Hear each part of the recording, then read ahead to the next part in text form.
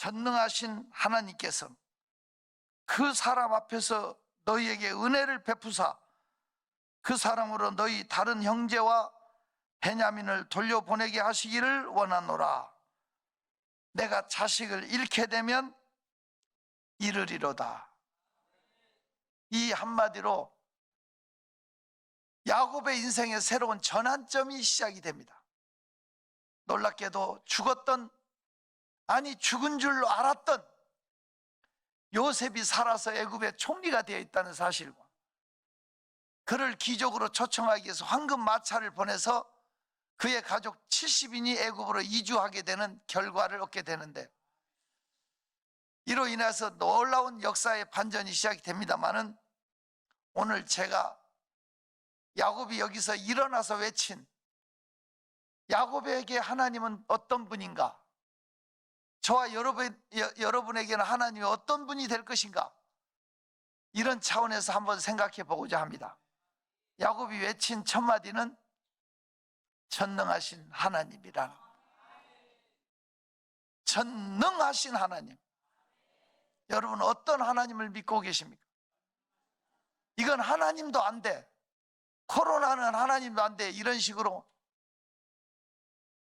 외쳐버렸던 아픔의 사건을 새벽에 우리가 다뤘습니다마는 이건 아니잖아요. 하나님을 제한하지 마십시오. 하나님의 능력을 무시하지 마십시오. 하나님은 여러분이 어떤 하나님으로 믿고 계십니까? 그분은 믿음만큼 역사하십니다. 우리가 믿는 하나님은 무능하신 하나님이 아닙니다. 하나님에게는 해결하지 못할 문제가 없습니다. 하나님께서는 못하실 일이 없습니다. 우리는 고백했습니다. 조금 전에 사도신경으로 신앙 고백했습니다. 그 신앙 고백의 첫 단어는 전능하사 천지를 만드신 하나님을 우리가 믿는 겁니다. 정말 그 하나님을 믿습니까? 진짜 하나님이 전능하신 하나님이요 우리의 예배를 받으시는 하나님으로 믿습니까? 믿은 대로 될지어다. 하나님은 어떤 하나님이냐? 전능하시라. 두 번째는 그 사람 앞에서 은혜를 베푸사라는 단어를 썼습니다. 야곱이 믿는 하나님은 은혜를 베푸시는 하나님. 여러분 하루 종일 땀 흘려 일했습니다. 하루 종일 일하고 일당 10만 원을 받았습니다. 그것은 은혜가 아닙니다. 정당히 받은 겁니다. 그런데 일 하나도 하지 않았는데 10만 원을 줬다. 이건 받을 자격이 없는 그에게 주는 것은 은혜를 베푸는 겁니다. 솔직히 말해서 우리가 하나님 앞에 당당하게 설 자격은 없습니다. 의로움을 내세울 것도 없습니다. 그럼에도 불구하고 자격이 안 되는 우리에게 천국 시민이 되게 하시고 하나님의 은총을 쏟아부어 주셨다. 이것은 은혜입니다. 자격이 안 되는 것은 여러분은 모르겠습니다만은 저 자신은 이 자리에 설 자격이 안 되는 사람입니다. 저는 악하고 추하고 더럽습니다. 늘 내 자신을 마귀란 놈이 공격하면서 너같이 추하고 더럽고 못난 것이 목사냐? 너 같은 게 지옥까지 천국 가냐? 이런 많은 공격을 받았습니다. 학생 때부터 넌 지옥에 아랫목 갈 거야, 이런 아픔을 많이 겪었습니다. 마귀에게 속았습니다. 하마터면 모든 걸 포기할 뻔했습니다. 이 자리에 서 있는 게 전적인 하나님의 은혜입니다. 하나님은 나 연약함을 아세요. 못난 거 아세요.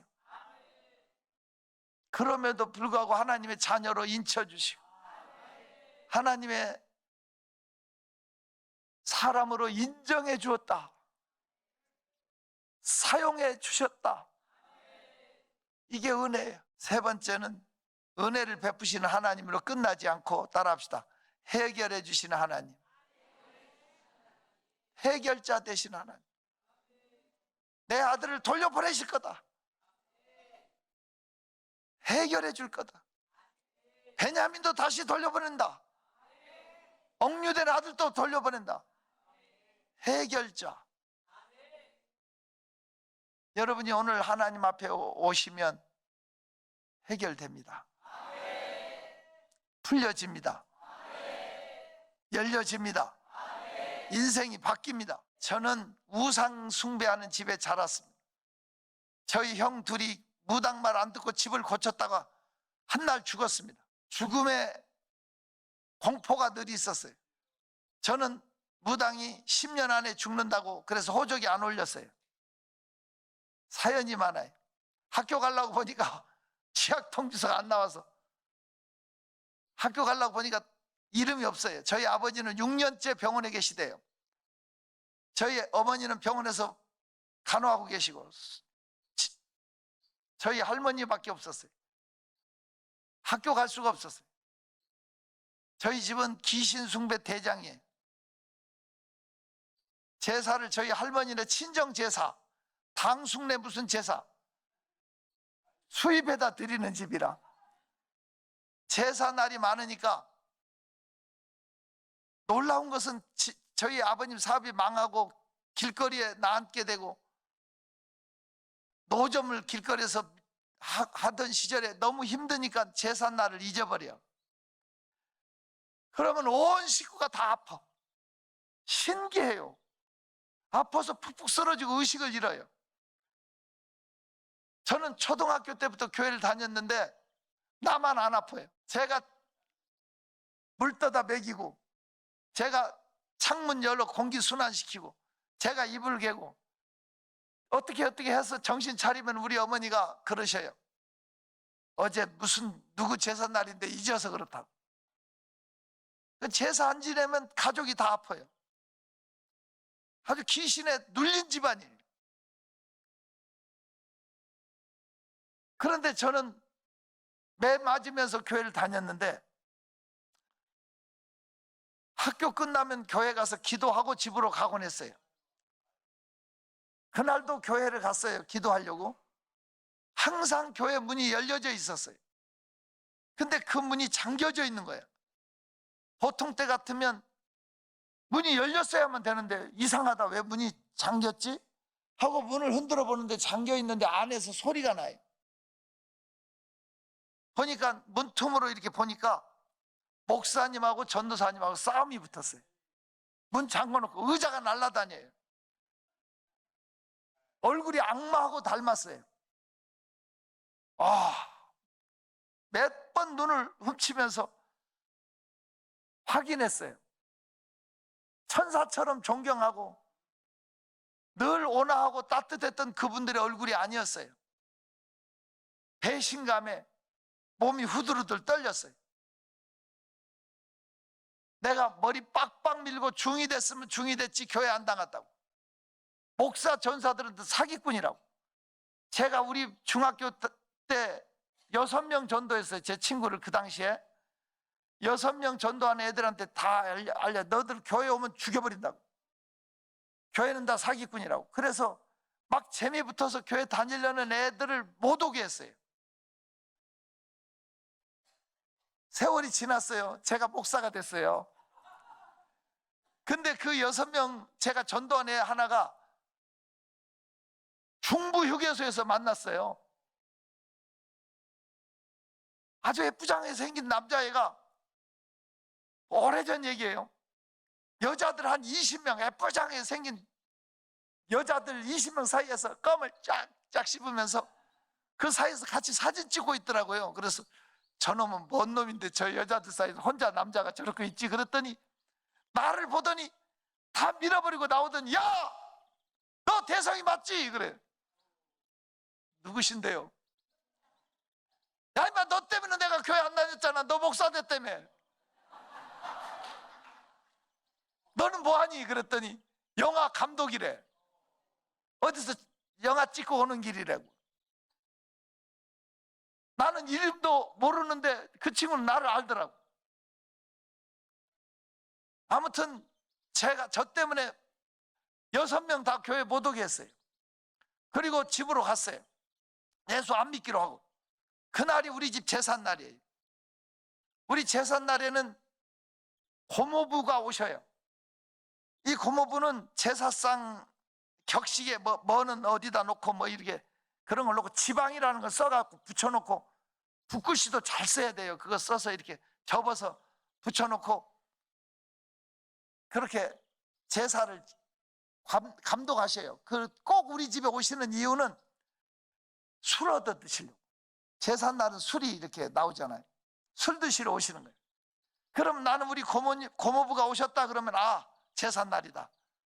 그리고 나는 도망가야 되는. 그날은 안 도망갔어요. 왜? 예수 안 믿기로 했잖아. 저녁 시간이 되니까 날더러 대문 열어놓고 오라고 나를 시키는 거예요.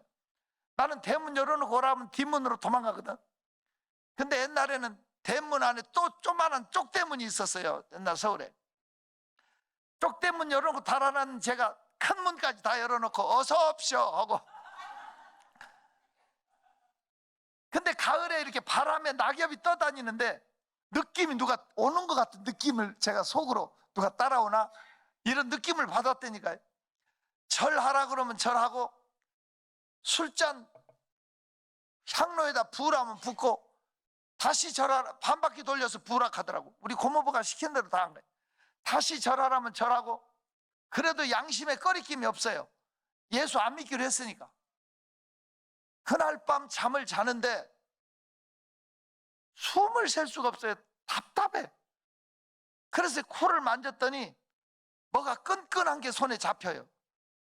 불을 켜고 보니까 코하고 입하고 귀에서 동시에 피가 나와요.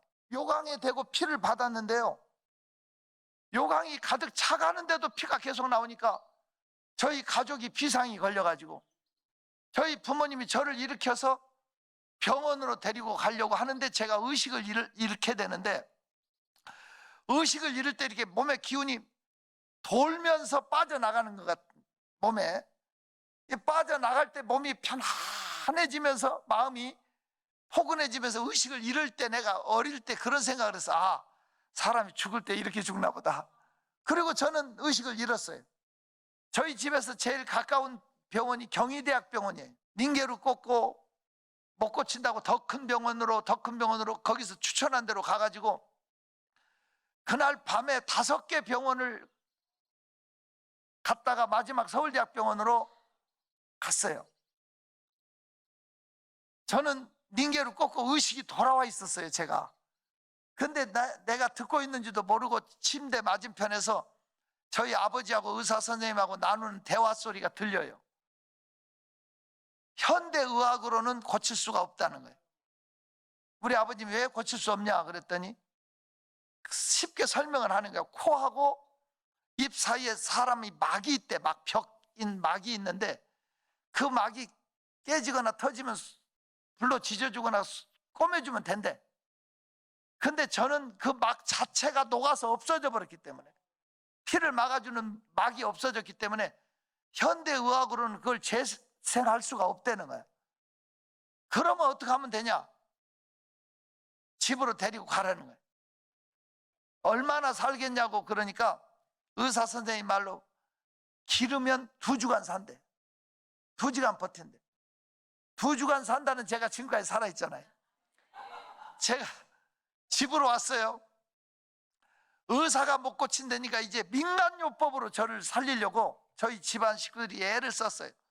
저희 집에 할머니가 2분이에요. 친할머니하고 외할머니가 서로 저를 살리려고 뭐를 먹으면 지혈이 된다, 뭐가 먹으면 피가 멈춘다 해가지고 닭에다가 그걸 약재를 넣어가지고 고아가지고 저를 먹이는데 하루에 2-3번씩 바뀌어요, 약재가. 할머니 2분이 서로. 그렇게 해도 피는 계속 하루에 2번 이상 피가 터져 나와요. 그런데 이상해요. 이렇게 보통 때는 못 느끼는데 피가 팍 솟구칠 때는 이 심장이 이렇게 크게 모타 소리 내면서 뛰는 것처럼 이렇게 하면서 그 피가 솟구쳐 천정으로 벽으로 막 터져요. 그럼 온 가족이 제 사지를 잡고 저희 어머니가 흰 가재 수건으로 닦아내요, 몸을. 그런데 만약 더 차가운 거나 뜨거운 게 꿀꺽이 가면 다시 터져요. 피가. 아무것도 먹지도 못하고 죽을 시간만 기다리는 거예요. 그때 저한테 해줄 수 있는 건 주사 바늘로, 주사기로 물을 최소한 안쪽에다가 떨어뜨려 주는 거예요. 꿀꺽이 안 되니까 그대로 굳어있는 상태로 타고 들어가도록. 그렇게 죽어가는 저한테 또 애할머니가 정보를 가져왔어요. 이제 살 길이 열렸대. 똥을 먹어줘. 아무것도 안 되는 상태에서 저를 애삼촌 등에 업혀서 미아리 점집으로 갔어요. 미아리 가면 도남동이라고 있는데, 도남동 지금은 재개발 아파트 단지가 됐지만 옛날에 그 귀신촌이 있었어요. 동네 전체가 다 깃발이야. 귀신집으로 저를 데리고 왔어요. 신기하대. 중간에 상을 놓고 상 위에 유리병이 있는데 그 병 위에 꽁털이 올려져 있고 그게 실로 연결돼서 소방울이 들어있어요. 병 속에. 동자야 나와라 그러면 이게 올라갔다 내려갔다 꽁털이 춤을 추면 실이 연결돼서 안에서 딸랑딸랑 소리가 나. 제가 아침 8시쯤 저희 옆에서 갔거든요. 한 20명이 줄 서 있어. 한 10시쯤에 우리 차례가 됐어. 그걸 구경하고 뒤에서 딸랑딸랑 깃대가 왔다 갔다. 너무 신기해.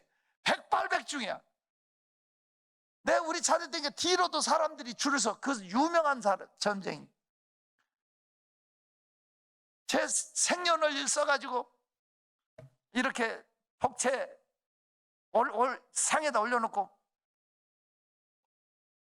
그 점쟁이가 동자야 하고 또 부르니까 이 깃털이 올라갔다 내려갔다 해야 되는데 이게 움직이지 않고 가만히 있어. 동자야 하고 막 울어도 가만히 있어. 오후 6시까지.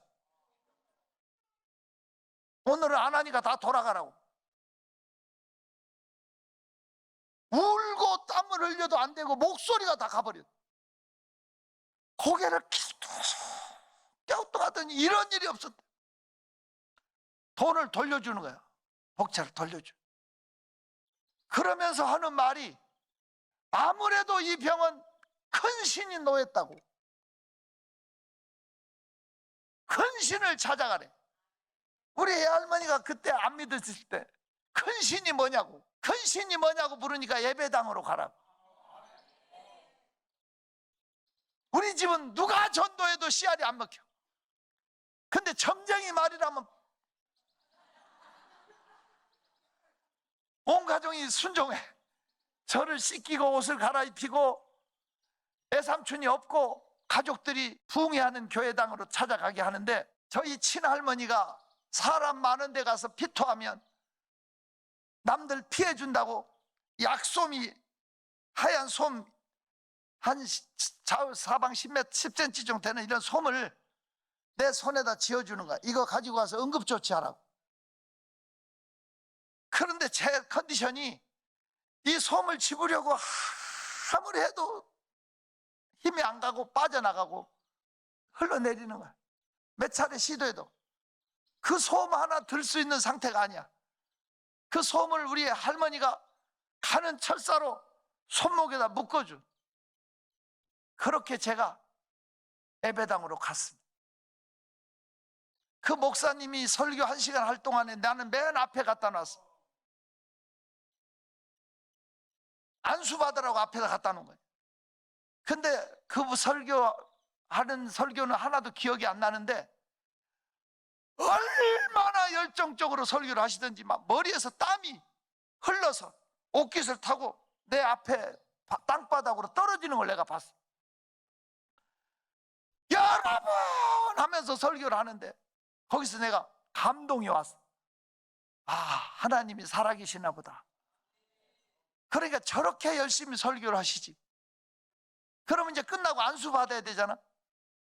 한 500명 앉아 있는데 그 자리에 선착순 40명만 안수해 주겠대. 강대상에 빨리 올라오는 사람. 서로 빨리 안수 받으려고 막 가는데 40명 올라오라는데 200명은 올라가는 거예요. 좁은 강대상 서로 빨리 올라가려고. 근데 저는 맨 앞에 있는데 양쪽으로 사람들이 올라가는데 몸에 기가 없는 제가 무서워서 벌벌 떠는 거예요. 나를 치고 갈까 봐서. 다행히 안 치고 한 무리가 올라가고 나니까 우리 애삼촌하고 할머니가 뒤에 앉아 계셔요. 애삼촌 예수 안 믿어. 나 때문에 우리 막내 애삼촌이 가서 앉아 있는 거예요. 삼촌하고 내가 불렀더니 왜? 내가 무서워. 집에 가자. 나를 얼른 업고 집으로 오는 거야. 집으로 와서 저는 들어 누워있고 온 가족은 맛있게 식사를 하려고. 가족 식구들이 다 둘러앉아 먹는데 우리 집은 유교 봉건주의라 우리 아버지가 숟가락 들기 전에 누구도 숟가락 못 들었어요. 우리 집이 아주 엄했어요. 근데 제가 기도하고 먹어 그랬어요. 실로 오랜만에 은혜 받고 왔어요. 근데 여러분 오늘 내일 죽어가는 사람 있으면 집안 서열이 바뀌어요. 죽기 전에 뭐 좀 해주려고 그러고 그냥 내 말이면 벌벌 떨어. 내가 기도하고 먹어 하니까 우리 아버지가 숟가락을 못 들어. 아무도 밥을 못 먹어. 그러니까 애삼촌이 네가 기도해라. 실로 오랜만에 제가 2년 만에 처음 기도를 합니다. 하나님 아버지 감사합니다. 이 음식을 먹고 온 가족이 건강하게 여기까지 하는데 저희 형들이 죽고 이런 계속 굿할 때 짝도 춤추고 무당이 거기서 춤을 추고 줄에서 춤추고 모닥불 펴놓고 막 그 할 때 신 내릴 때 내는 소리, 무당의 소리가 쇠가 쨍 부닥치는 그 쇠 소리가 나는, 들어보신 분 있을 거예요. 굿할 때 신 내릴 때 내는 소리가 들려 내 귀에. 비웃으면서 네가 기도를 다 하냐? 놀래갖고. 근데 그 소리가 들려오는 순간에 멍해지면서 다 지워져 버려요. 그러니까요, 내 의지로 믿음 지키는 게 아니더라고.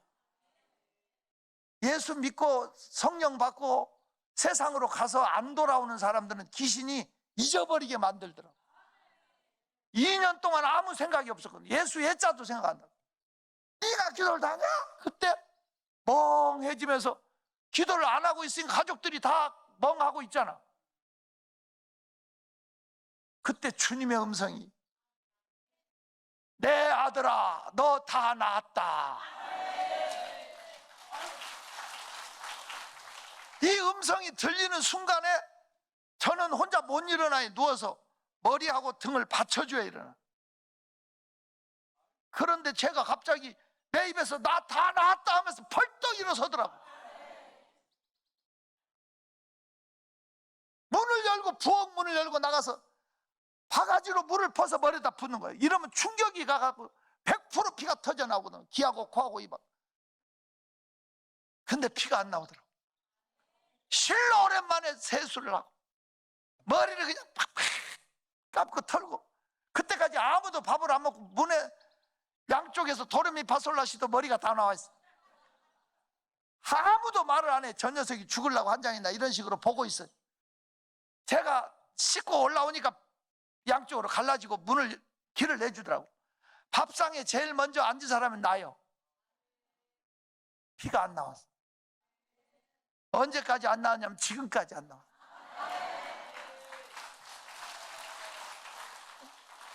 가끔 코피가 난 적도 있어요. 코피. 그러나 코하고 입하고 귀하고 동시에 피가 터진 적이 없어. 의사는 내 이가요 피가 많이 기로 나오니까 못 듣는다고 그랬어요. 제 귀가 고막이 썩어 내렸다고. 근데 아직까지 제가 듣고 있어요. 하나님이 만져주시면 돼요. 하나님은 살아계신 분이에요.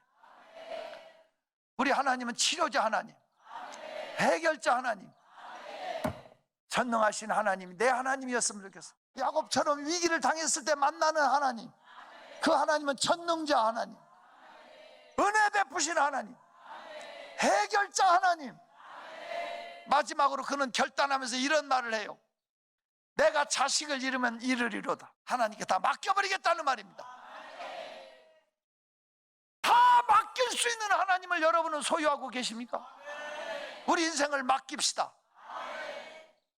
예수님은 십자가에서 운명하실 때 마지막으로 내 영혼을 아버지 손에 맡긴다고 그랬어요. 이런 신앙이 있기를 축원합니다.